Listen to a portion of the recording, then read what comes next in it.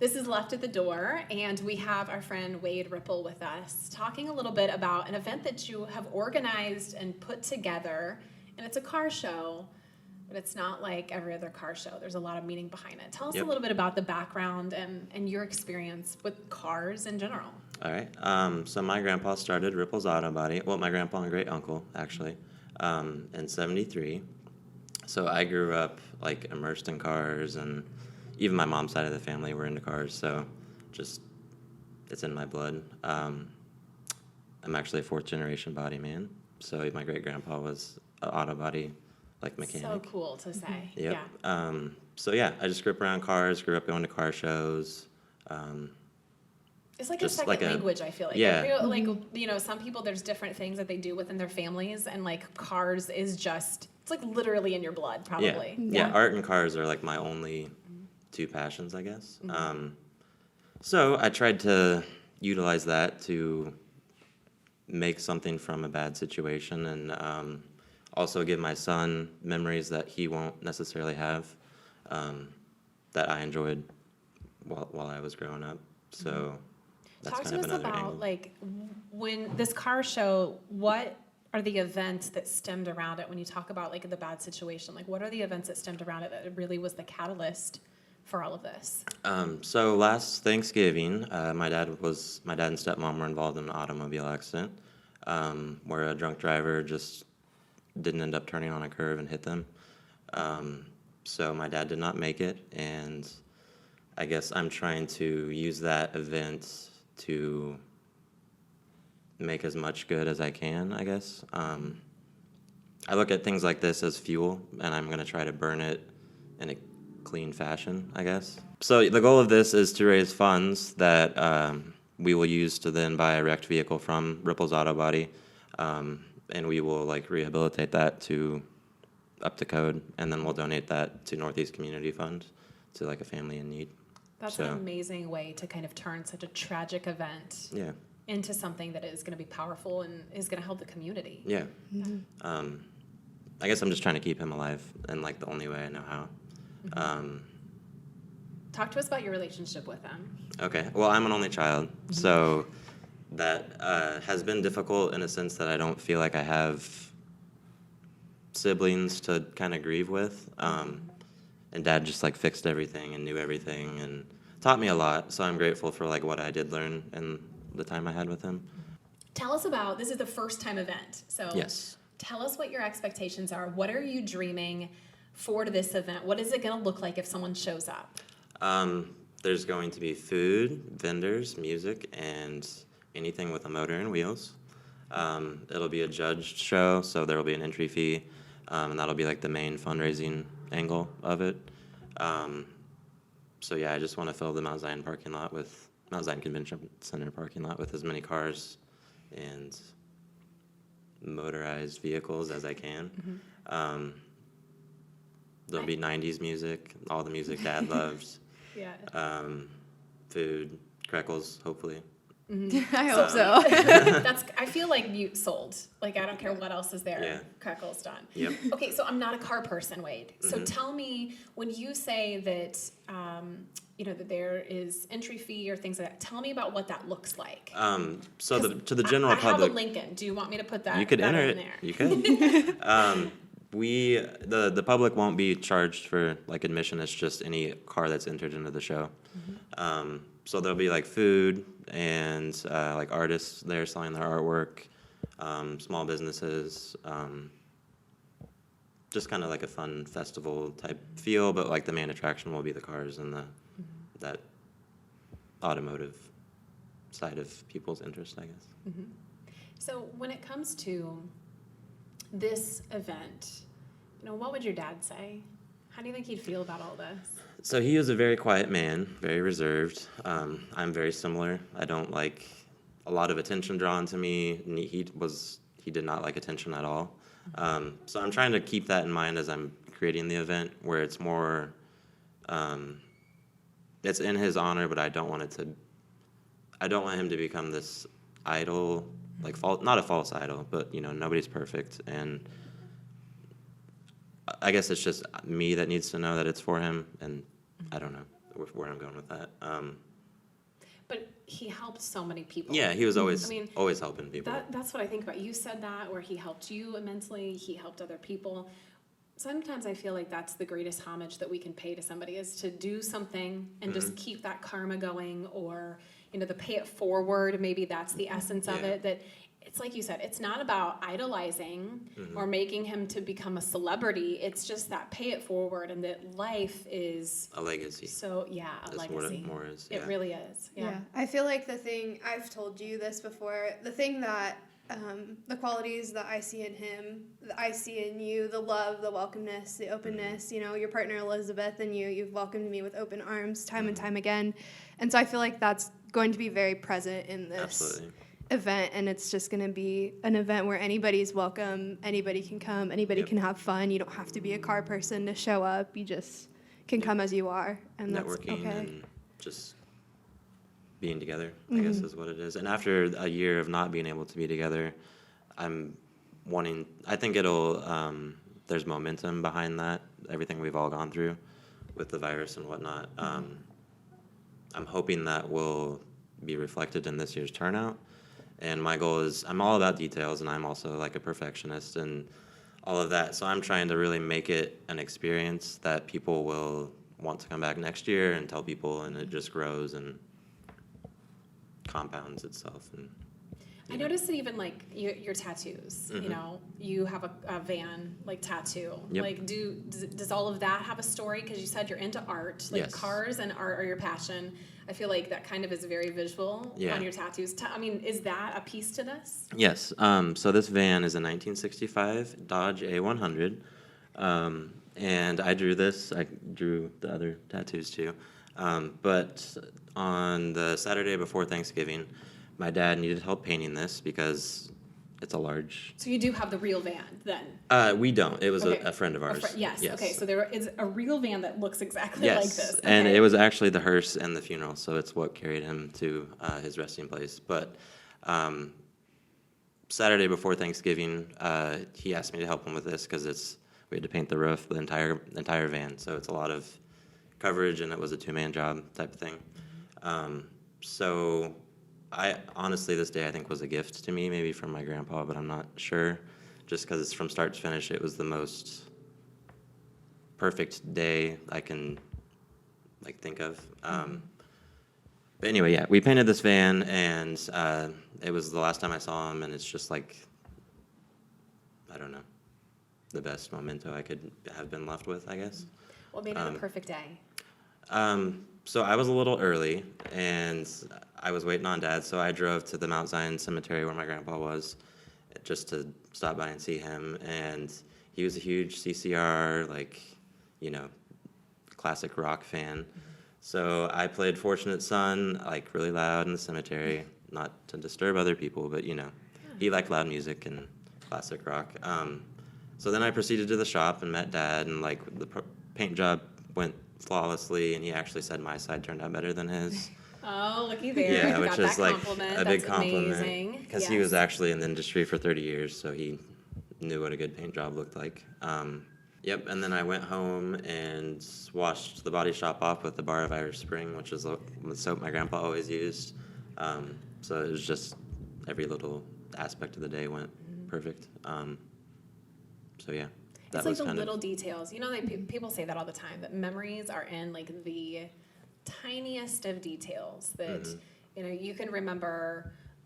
One of the things I joke about is I smelled something not too long ago, and I was like, that is my grandma. I know that is a smell that I smelled on my grandma. What is that? And I was close enough to a person that it was their lipstick, and it was the same Estee Lauder lipstick, that brand that my grandma wore. But it's little things like that.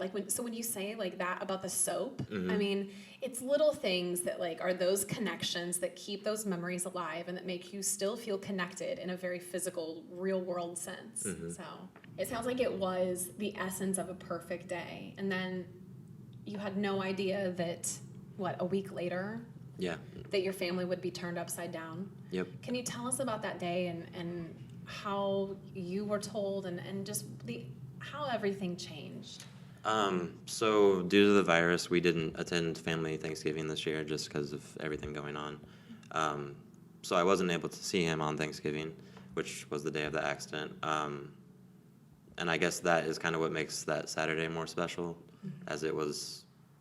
I guess I don't try to live on what if we would have gone, what if this, like it was the last time I could see him, and I'm okay with not going because I have that day with him.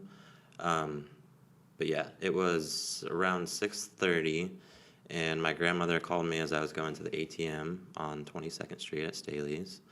And she said that there had been an accident and they were sending helicopters to extract Dad and hopefully get him taken care of. But they couldn't get him out, basically. And it was just a bad hit that wasn't a good situation. Yeah. So yeah, that just kind of changed my entire course of life, I guess. That's what I was going to say. How does it change the trajectory of like your feelings and how things were moving forward? Because I'm sure that even, for most people, when you lose somebody, it changes you to your core, it rocks you to your core. Mm-hmm. But this is not just your personal life. This is also your professional life. Having him as a business partner and as a mentor, that it affects every aspect. I guess I've dealt with loss from a very young age my entire life. So I don't want to say I'm numb to it, but I've gone through it before, so it wasn't as shocking as it could have been. But it also, I've always known life is short just from previous circumstances, but it solidified that, and I'm 24, so I'm half of his age. So at my point right now, I've already lived half of what he's had lived. So that just kind of put it in a different light, and I just wanted, I don't know, I've just always wanted to create legacy and enact change. And I reached out to Illinois senators and IDOT and some local congressmen to get the curve where the accident was revised, and they were pretty speedy on their revision of that area. So because there's new signs up now. Yeah, there's right. Is that correct? New signs. They're larger and they put like reflective striping on the poles. So I can't say that I didn't want to see more change. I know it would be very expensive and a pain in the butt to like make the curve a little wider, but I'm happy that they at least acknowledged my concern and were very quick on their like assessment and whatnot of the situation. So I guess that's going to be a focus area of my foundation, is to go to these rural intersections and dangerous areas through the state and kind of bring that to light and hopefully get attention drawn to them so changes can be made and kind of stop people from being put in these terrible situations. So. How did you decide, or when did you decide even, that you were going to take this sadness and use it for something for good? Immediately. A lot of people don't feel that way, Wade. Do you realize like that's such a superpower to like be able to say like, I am struggling and I'm so sad and this is so horrific, and I'm going to be very solution oriented of what I can change or control the circumstances that I can. I think it's so powerful. Well, thank you. I don't know. I've just kind of always looked at stuff like that, and I think a lot of it is through my upbringing and just unfortunate. Not that I'm saying I had this terrible upbringing, but I've lost family members that were close at a very young age, and it happened. I mean, obviously it still happens, but so I guess I've just always tried to make the best out of a bad situation, and that's just kind of my go-to and instant reaction. And it also helps me work through things in a more constructive manner, because it's very easily to get angry and very destructive and go the opposite direction. So I think by forcing myself to go this direction, it prevents me from going in a place that's not going to bring anything but negativity towards the situation. I'm trying to set an example for Lincoln and create memories that embody who Dad was, and just fill the void of the loss that he will have throughout his life. Because he's little bitty right now. He is. He just turned 8 months on Earth Day. So that's such a fun age, but it's it's going to be one of the things that the only thing he'll have is those pictures. You know, he won't have those actual memories. Or what we tell him. And yes, so he'll have pictures and stories. So this then, in many ways, you're having this event, but it's feeding into a foundation that you're wanting to start. So Correct. Tell us about the foundation and the goals of that foundation. So it'll be called the Ripple Foundation, and the car show will kind of be the Kickstarter and one of the focus areas of it, and I hope to grow it into talking about distracted and inebriated driving, and then maybe another focus area would be scholarships to career paths that Dad enjoyed, like the automotive industry at Richland, and he loved music, so, I don't want to, I guess it's limitless as to what it can grow into, but just doing what I can to keep him alive through it. So one of the things that I really think about, we touched upon earlier, was your artwork. You did this tattoo that is the van that you guys worked on, but art is a huge part of your life. And so the automotive part is, but tell us a little bit about the art side of it.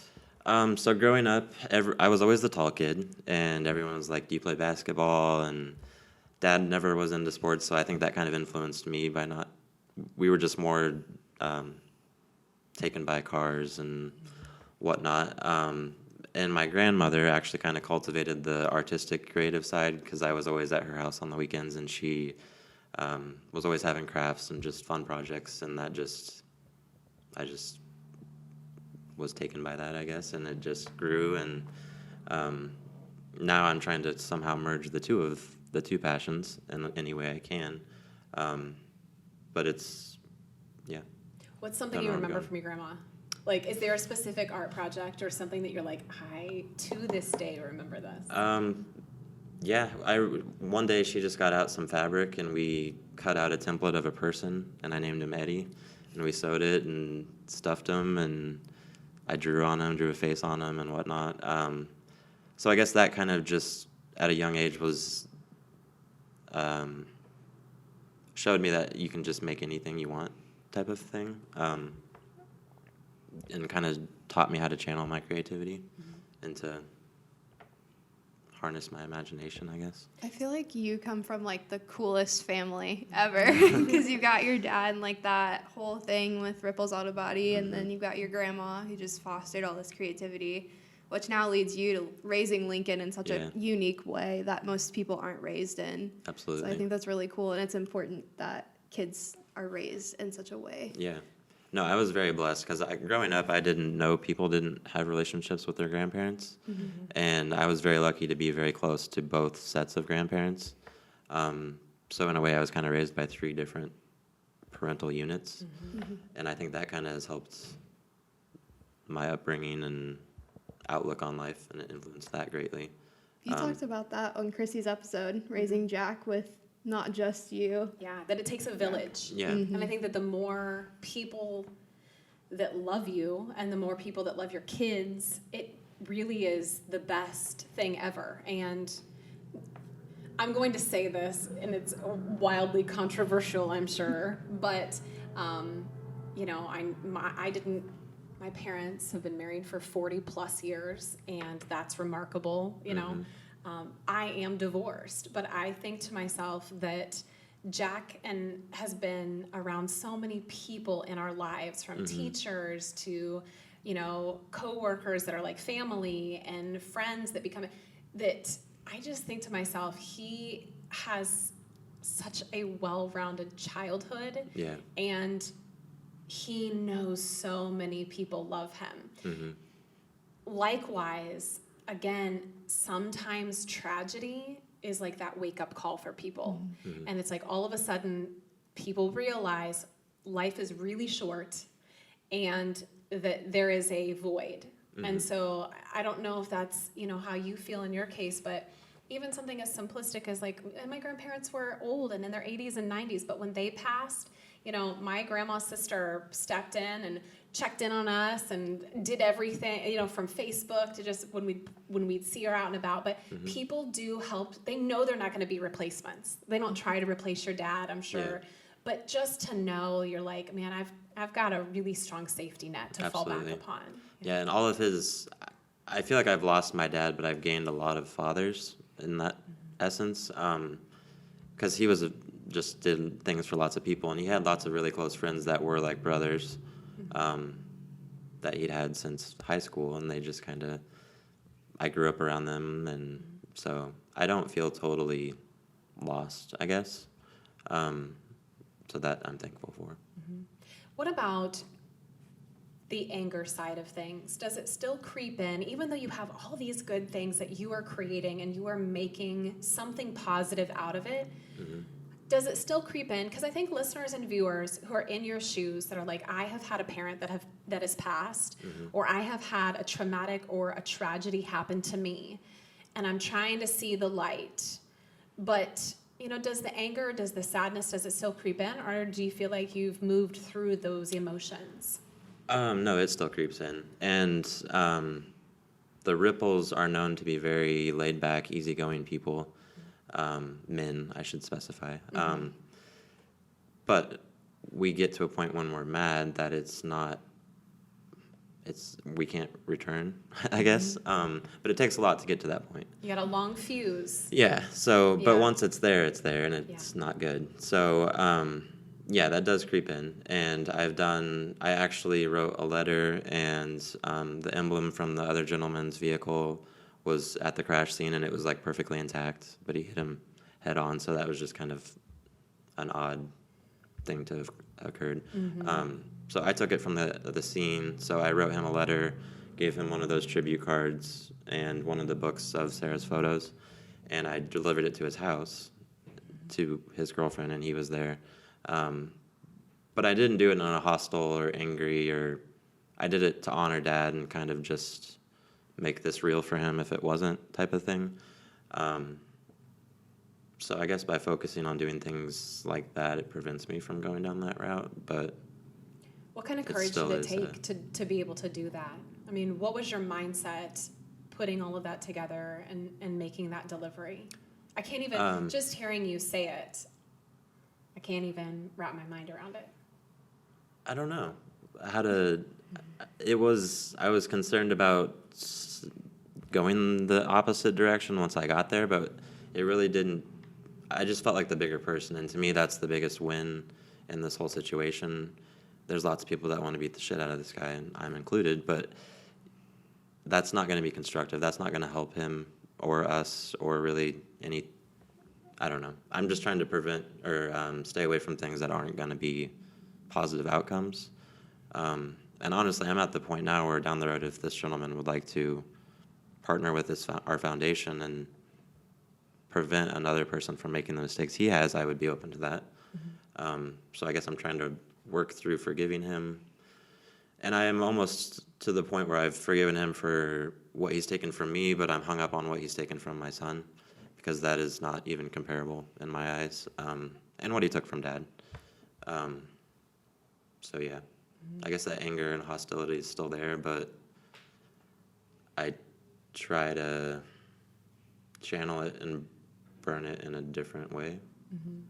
So I guess it's just taking that initiative to acknowledge that it's there and analyze different routes you can take with it. That shows so much love to him too, and I know that that guy is not the center of attention in all of this, but he is not going to change if he is not shown love. Exactly. And you are the last person that he should expect love from, but he still got it. Yeah. And that is the biggest thing that anybody could have done, and that does not, the average person could not do that. And I think that also showed the amount of love that was in your dad's heart, that's in Elizabeth's heart, that's in Lincoln's heart, to him too. And that is so huge. It makes me feel good that you acknowledge that as an extension of love, because that's kind of how I felt it as it was. Not that I don't want to say I don't love him, but he's a human, and we all make mistakes, and I just hope he can acknowledge that it was an extension of love, I guess is where I'm at with it. And to me, that's just the biggest win. Part of the healing process is always, they say about forgiveness. But forgiveness doesn't just mean that it's a clean slate. You're never going to have a clean slate. You're never going to get to the point that you're like, you know what? I'm okay. I'm okay not having this person who was so important in my life or in Lincoln's life or, but at some point there has to be a step in the process to heal. And forgiveness looks so different for everybody. And, Sarah, I think even I go back to your episode when you talked about removing people from your life that, are toxic. And forgiveness looks different for everybody depending on what happened or their circumstances. But sometimes forgiveness is like, I'm going to just reach out and I know that clearly you're hurting because that situation happened. But maybe there's a way that all of this can be the big light that wakes somebody up to be like, I've got to do things differently. It's unfortunate that it takes a tragedy or that it takes a traumatic event for someone to actually wake up. But sometimes I think when you hit rock bottom, that is your hope is that they turn something around at that point. Yeah. Well, let me ask you this. People that are listening and watching, if they're like, I've lost a loved one, your story is not about, if you don't start a foundation, you did not love that person. Yeah. Speak to that. And, because there is a lot of people in your shoes. How do you feel like what you're doing is helping you, but, tell us a little bit about your thought process of people that has somebody come up to you or anybody say like, I'm in that boat, or do you have friends or family members that have had some like type of loss like that? I have, and I guess I've witnessed different family members and friends that have experienced this loss and gone a different way of handling it, which we all handle it in our own way. I guess this isn't going to really answer your question. Yeah, it is. It is. So I guess that's kind of what pushes me to want to not go that direction and that route. But I don't really know if I have an answer for someone else. I don't know. I guess They have to kind of figure out what works for them. Yeah. And they have to be willing to want to be happy and make it positive, and because it is really satisfying to let that anger out and kind of hold on to that and live in a negative mindset. I shouldn't say satisfying, but it becomes a narrative, though. Yeah. It's like the story, and some people really revel in that narrative of suffering or that narrative of pain. It's a comforting place to yeah, be some in. people are comfortable in sorrow and sadness and whatnot. And I guess to those people, the only thing I can say is that you have to want to not be there to start the process of not being there, I guess. So, yeah. For those that don't know, Sarah's a photographer, and this is kind of my background story with how I became familiar with you and your story and the tragedy that your family endured. Sarah said to me, on this day, I'm going to go and take pictures at Chris Ripple's funeral. And I was really perplexed because I was like, well, that's so, I've never witnessed that like somebody would have a photographer. And I was like, what do you mean you're going to take pictures? And I want you guys to tell that story, because when I heard all of that, I was like, oh my God, this is going to change the way that people do wakes, the way that people do celebrations of life, because that's what it was. Like, this was not a funeral. No. Like, this was truly like a celebration of life. I want everybody to hear both of your sides of that, and like the end result that came up of, your passion and really it was like a conglomeration of your passions. Do you want to go first? So I guess it just COVID played a big role in the whole concept. So since we couldn't have a lot of attendance, I kind of wanted to capture the day for people that couldn't be there and kind of just capture it so I don't want to say relive it, but it honestly was another perfect day that I've experienced. I should stop saying the most perfect day, because 'Cause you keep that's that- too you have a permanent. lot of those. Yeah. Yes, but it's good to have a hand. It's good to keep having Yeah, them. absolutely. And to acknowledge them and the power of them. Yeah. So the funeral was on December 4th, and December is usually cold, but this day was a little warmer. It was a little brighter, and it was just a clear sky, and just a good send off for someone that didn't like the center of attention and didn't like people to make a big deal over him and all of that. So instead of doing it at a funeral home, Yes. tell us about what you did and what you created that day. So we had just painted this van. So I called up the guy we did it for and was like, "Can you, by any chance, finish it and get it roadworthy by Friday?" And this was on a Monday, and he made it happen. Mind you, there was no glass in this vehicle. It was a big task, so I'm very grateful that he was up to the challenge. So this van became the hearse, and again, I loved car shows. I grew up going to car shows with Dad, so I couldn't think of a better way to send him off than with a whole bunch of cars, and I really just wanted the ground to rumble. Like, that was I wanted that to occur. And one of Dad's good buddies who had some struggles in life and has really overcame those and is just a remarkable gentleman, has a bike that has like 10 or 12 speakers on it, and he's just an audio whiz.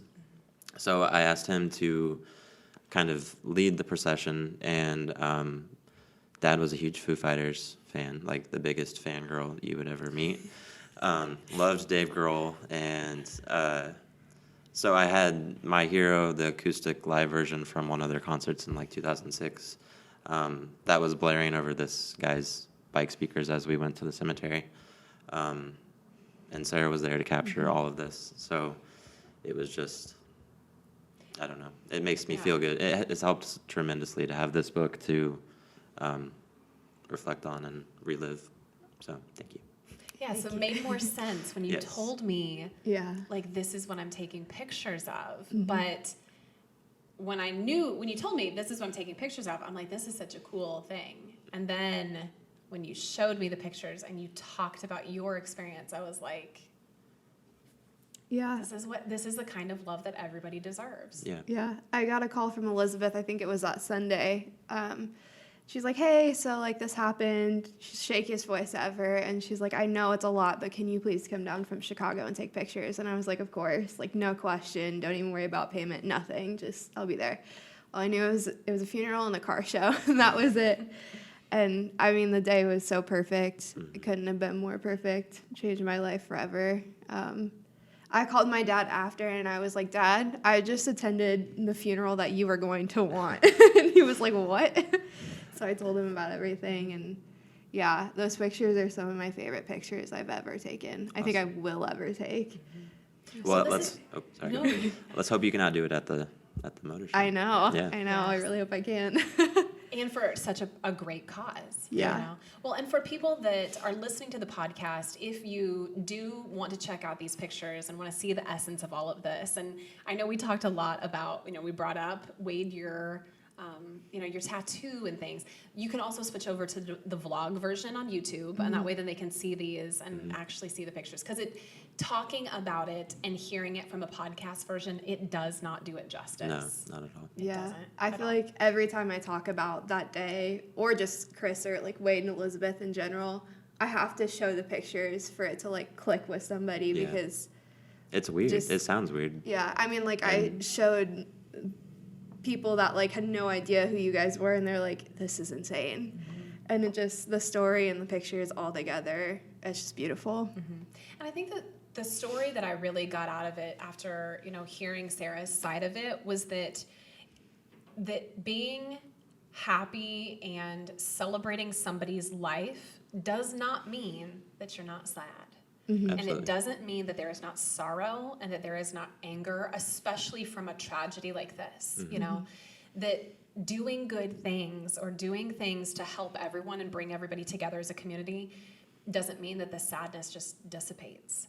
And I don't know if this is the same thing, but I have a friend who has like a Corvette, and he was like, My dream Corvette, car. really? Yep. He said that he's like, it is such a family. He's like, we, we'll pick a restaurant and we'll say, hey, we're going to be at this restaurant on like whatever, this day. And anybody like that, basically car family, the Corvette family, they all show up, And that is really what I started envisioning, hearing the story about your dad. And I do feel like that's going to be how this event coming up in August. Absolutely. And just his funeral, the amount of cars that were there was very impressive for such short notice and whatnot. And there were, not to get anyone in trouble, there were probably 200 to 300 people that attended the funeral, social distance and whatnot.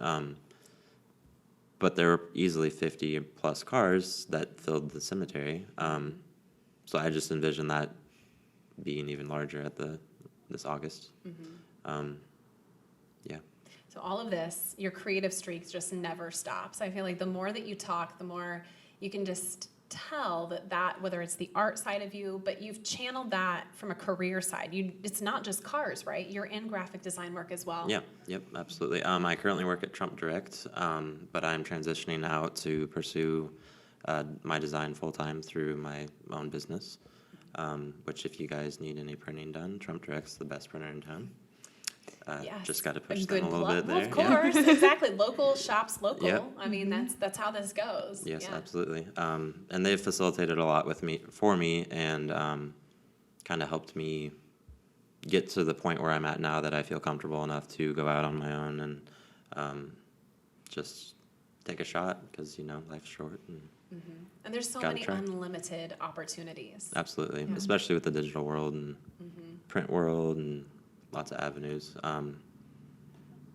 Yeah, so I'm hoping I can. And that's your shirt, the something. BYWR graphics. Yep.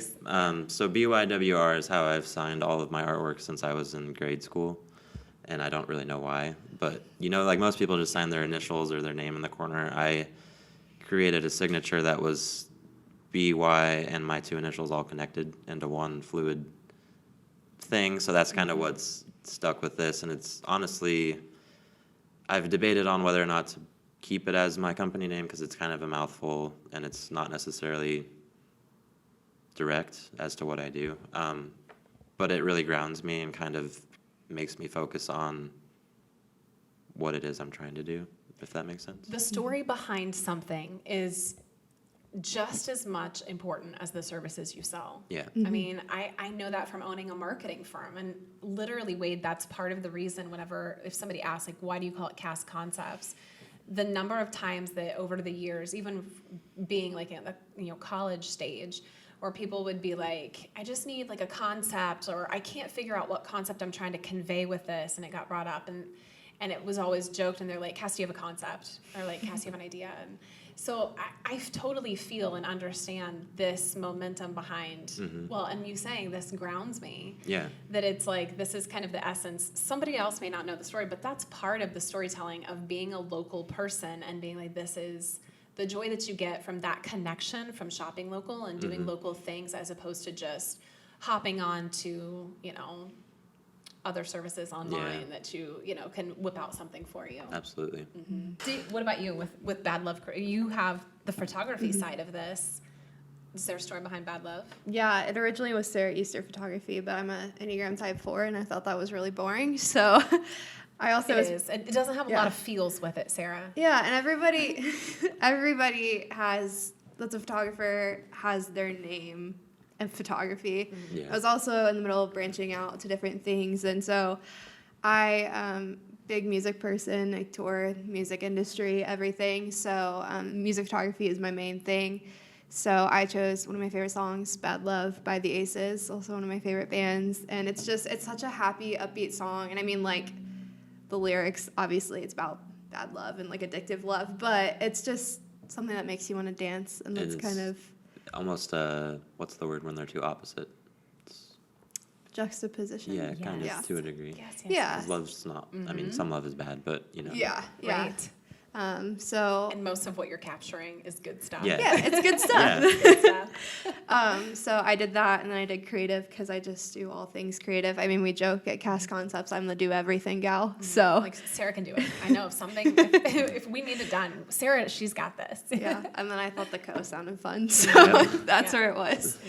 Yeah. Well, I was wondering because when you walked in and I saw it on your shirt, I was like, it still didn't dawn on me. I was so tied up by the BY part that I was like, I didn't even get to the WR for Wade Ripple. And I was, and for me, marketing has always been about storytelling. Like I say, yes, we own a marketing firm and yada, yada. But the number one thing that we talk about is I say that all the time, that we're storytellers. So being a storyteller, it is so important to know. And I instantly was like, I wonder what this means. Because people fall in love with people. They don't fall in love with products and services. If you do something good, of course they're going to be like, I love that. I love what you did for me. But they want to know the person behind it all. And I feel like this is a huge part of that speaks to everything that you're doing, honestly, Wade, from the graphic design side of things to what you're putting into the foundation to also then the event. That it's not just, here's an event, here's a car show, show up, here's a foundation, I know there's others. There is so much purpose behind what you do. Absolutely. Well, thank you. You're welcome. You're welcome. There's not a lot of people that think about that. They're just like, let's just do it. I'm just, I'm going to go off my own and freelance. Okay, let's do Yeah. it. And it's been, like I said, I'm a perfectionist and I overthink everything I do. And that's a big hurdle, honestly, to overcome. But it's also just as good as it is bad, I feel like. So yeah, I guess this has kind of flowed over into the foundation and the car show and everything. I want it all to connect in a certain way, and just needs to be. It doesn't need to be perfect, but As Lincoln gets older, I know he is only 8 months right now, but I truly believe that it's the stories that he will then hear being surrounded by the foundation and the stories that he will hear being at those events, that he will just truly get an essence of like, this is who Chris was as a dad to you, and who Chris was as a husband, and who Chris would have been as a grandpa. Yeah. And the 8 months that he did get to have with him, these are the things that he did. yes, So absolutely. such And a memorable thing. it's close to his birthday, so I think it'll be an extra special treat Yeah. to, have a big party close to that. Not a party, but Just a huge celebration. celebration It of is. Dad. It really is, yeah. So we're going to put information on our social media left at the door, so Okay. that way then everybody can know when this car show is. So if you're local and you're in the Decatur, Illinois area, you'll be able to attend that, get more information. But I also want to point out that, again, if you're on the podcast side of things, you have to switch over either to YouTube or you have to go to our Facebook page, so that I want them to be able to see those pictures that Sarah took of Absolutely. that event. Like, it's remarkable to be able, you feel it when you see those pictures. There's no way. absolutely. I didn't know Chris personally, but when you look at that, you're like, this is the essence of like who he is. I don't know if you know Ron Johnson. He's Dawson Wyckoff's one of their lead funeral directors. Remarkable man who's been he gets people through tragedies like this and just really takes care of people. But he said that this was the coolest funeral that he had attended. So to me, that speaks volumes because he's done a lot of funerals, and I think it was quite an accomplishment. And I'm glad you were able to capture it Me too. for Yeah. not just me, but everyone affected. I think all of Mount Zion heard that funeral too. Absolutely. When you the said music in the when cars. the ground rumble, Yes. Yeah. Well, and Ron created the journey to the cemetery to stop by the shop, because when my grandpa passed, we made sure to stop by the shop and completely stop the whole procession. So we did that for Dad, and the two motorcycles that were leading us, one was my uncle and one was my dad's friend with the speakers. They just revved their engines for like 30 seconds and the whole van vibrated, and that's just what I needed to. That was my main goal with all of it, just for me, but make So- some noise. I want to bring up what we have been talking about, and obviously things get edited in this, but I guess I just now put 2 and 2 together about the fact that like we have been recording all day long. So, and we poor Poor Daniel is picking up from the audio nonstop, the cars and the motorcycles going by. And I literally, until this moment, until we brought up the whole like making the ground rumble and the sounds of the motorcycles and stuff, it has not been like this all day, like the other episodes that we have recorded. So it just makes me wonder if like your dad and your grandpa are like, hey, we're Making here. some noise. They're making some noise. If anything is going to be the perfect background noise, and I think people from the podcast are definitely going to pick up on that and be able to hear it, because you can edit out so much, but it is what it is. But I feel like if there's any background music that would have been perfect, it is this. Absolutely. Having that in the background. Yeah. So. Here we are, like, stop it right Yeah. now. And they're like, no. And they're not the type of men that would stop. So. No, not at all. So we're pausing when we can, but now I feel like it's just one of those things. We should have just embraced it, and it's a funny part of, yeah. And that's where I really feel like life, that's those tiny moments of where you feel like, man, still see, and it's going right now. Yeah. I Appreciate it for what it is. Yeah, exactly. Wade, thanks for bringing your story to us and to Absolutely. everybody, and be able to connect with you and to know many people know who you are.